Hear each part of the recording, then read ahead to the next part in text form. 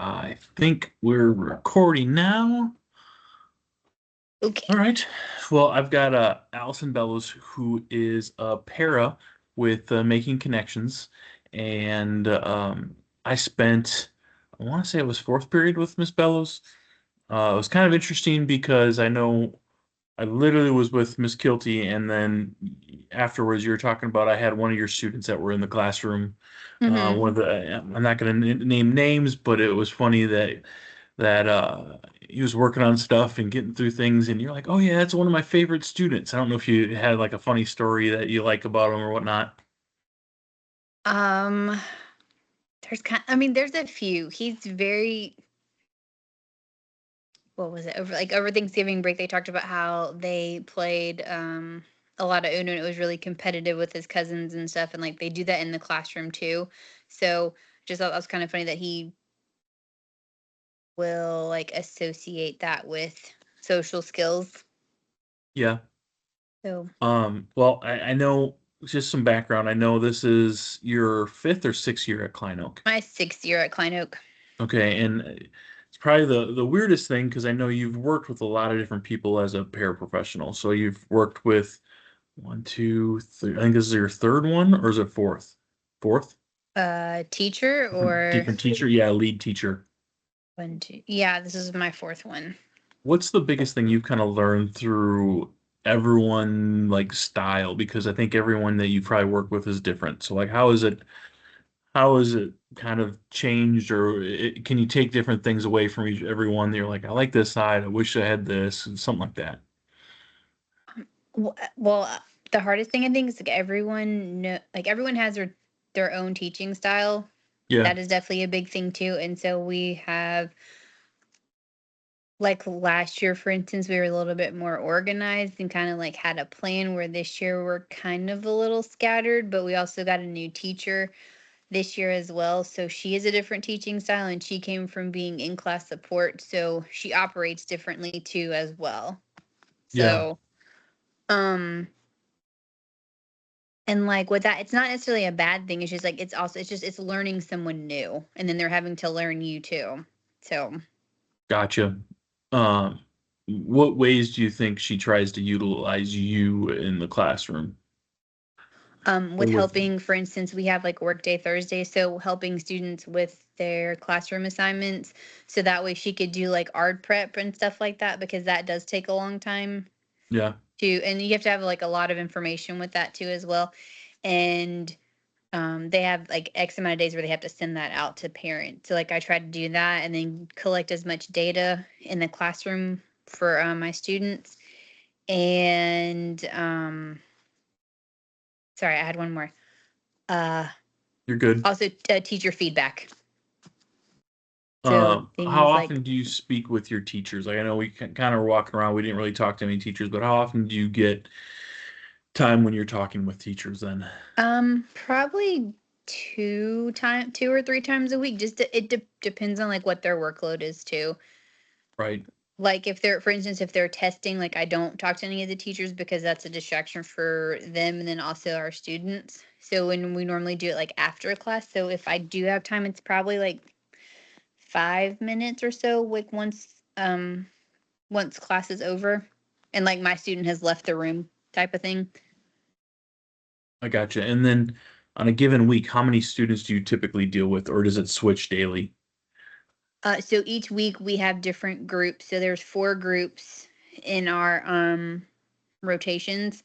So for instance, I had group three last week when you came to observe. So I think I had, want to say maybe 7 or 8 students in there in that Okay. group. Yeah.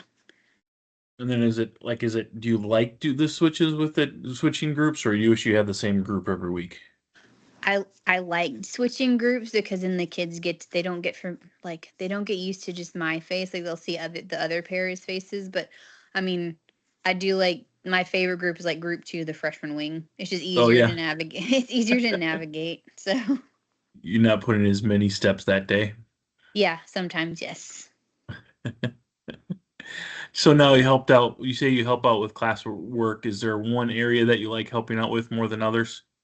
I am stronger in science. I would Yeah. rather do that versus like I'm I do pretty well in math, but not as good as I would like. So, Gotcha.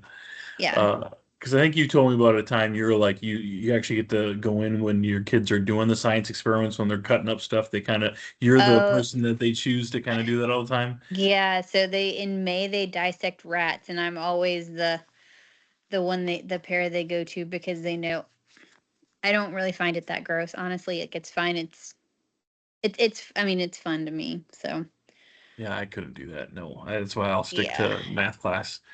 And it's not like it's not as bad. Like all they're doing, they're going in and like labeling and all the things. Like they've got a diagram they follow too. So it's just like being careful with the instruments that they use. Oh, So, really? I gotcha. yeah, yeah. So it's just like extra helping hands because they're a little bit more hands on and like a little, I'm not gonna say needy, but they have a lot more questions sometimes. And How are so instead those? of getting, How are those groups typically? Because don't they work in groups typically in class? they do sometimes it's like 3 to 5 kids per group, like that's what we had last year. So they might be doing like 3 and then 4, just depending how big the science class is or biology class. I gotcha. Yeah. So more rats, a lot of fun. Yeah, it's rats and then I think they do frogs too. I gotcha. I think I did a cow eyeball when I was like in middle school. Remember that for some reason. Yeah, I did quite a few in high school and middle school. Did like a fetal pig and stuff like that. That one was a little interesting, Oh, but geez. yeah. Um, when you are observing your kids as you're walking around, what are your biggest takeaways from going around? Like, what are you trying to look for? Obviously, you know your kids inside and out, but like what things are you doing or are you noticing? Like, when do you know when you need to have to interject then too, or at least give them a little bit of help or support? Mhm.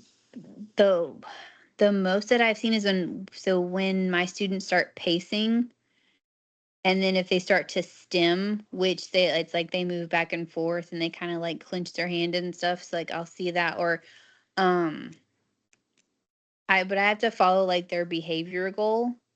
So Yeah, I'm kind of seeing like what I get not like coincides, but basically like I guess like what kind of would trigger them to do to do that, to do their behavior type of thing. Because honestly, some of them when they come in with their behavior goals, these are from junior high, and then half the time I don't see them in high school because they've matured and this goal is an old goal. So we're also getting data for new goals too. I gotcha. Yeah. And then I know when you do logs, are you writing them like are you just putting them into like a Excel sheet when you're doing it, or are you putting it on paper, or do you copy it over? Like, how does that work? Google Sheets, and so I carry an iPad with me, Okay. and so we have the Google Sheets app. So we go in there, we click on the tab that says like ABC data. Sorry, we click on the student, then click on their link, and then that links us to their like what is it called, DBC tracker, which is I don't even know the initials for it, but it's like behavior chart, something of that. Yeah. Because I'm sure there's a lot of different stuff, and like a lot of your kids, I could see that it's a lot more like your STEMmy and stuff like that, where it's like as they get older, they just start to become a little more mature too, and they don't need as much Hmm. help.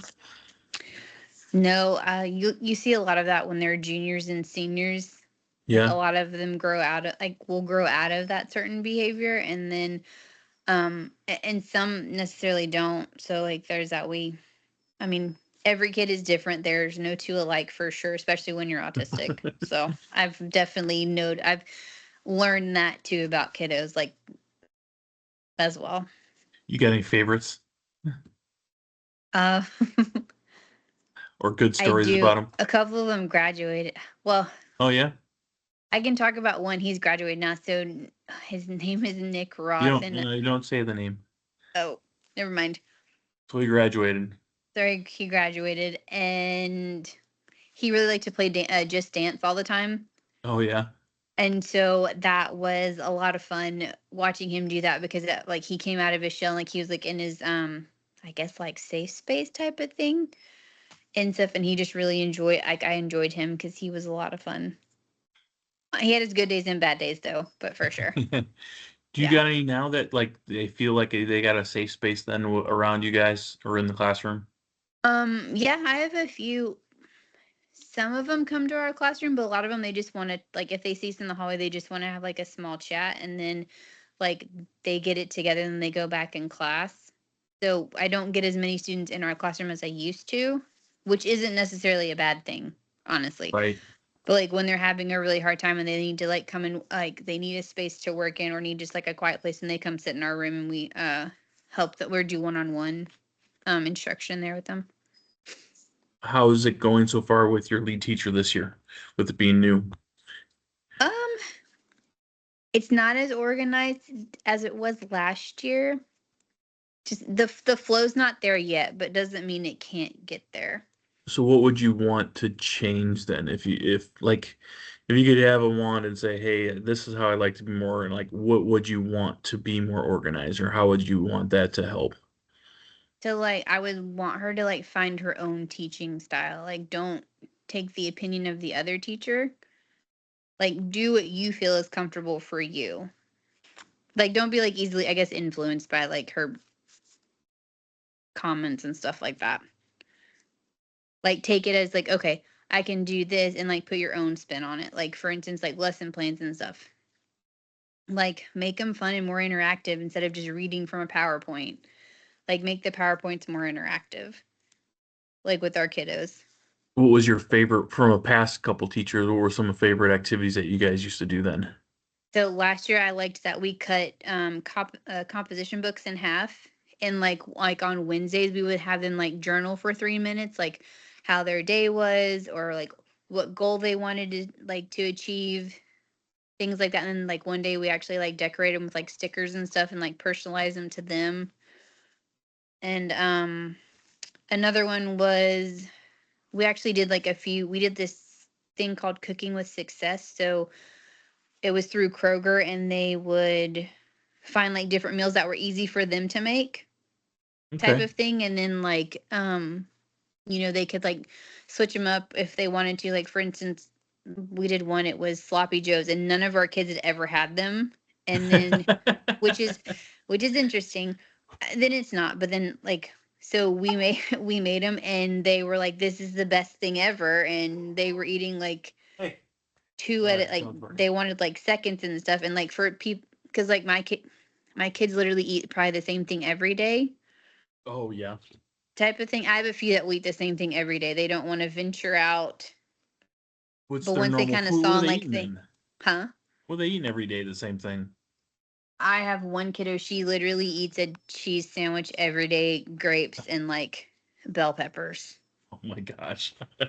and it's all the time. I And have that's the one. one that discovered sloppy joes and added it. Yes, and she was like, "I would like," and then she's like, "I would like a copy of this recipe," and so we printed it out and sent them home with everybody, and they were just in awe. It's little things like that that I like they're venturing out and stuff, and so, and it's not just eating like chicken tenders and like French fries too, that type of thing.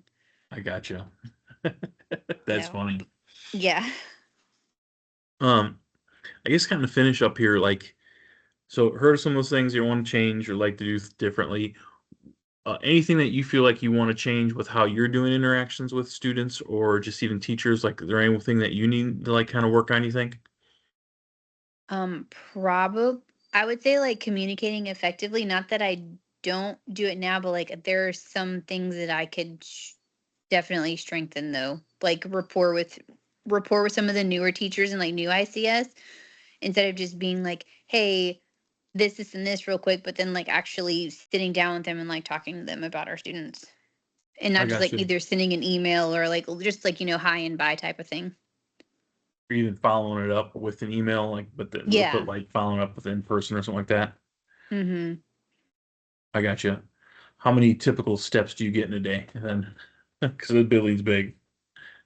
From end to end every day, probably 12,000 is what I come home with. Good. That's awesome. It's a lot. Well, the person that has been working with me and doing all these observations, like she's really pushed me to work on a grow and glow. And Okay. so like the glowing thing, I just think you can tell you got a great heart for your kids. The ones that you see interacting seem like they really enjoy having you around. And I think you already kind of nailed it on the head of working on your voice and just being able to ask those types of questions. And I just think there's a lot of stuff that you know that I think that would be fun, or even you suggesting, hey, could we just try doing this? And maybe you're like, hey, could I kind of lead it and something like that?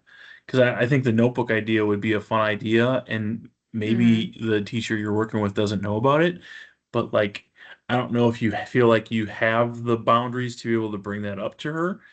Because if it's something because you've been there for 6 years that have worked in the past, I think that'd be at least the worth the time of saying, hey, we should try this. Could I try to lead it or something like that? No, this is true because I led a lot last year, especially when our last teacher, she was out and had her baby. So like I kind of stepped in and did a lot of things there. So, but no, you're right. It's a good suggestion.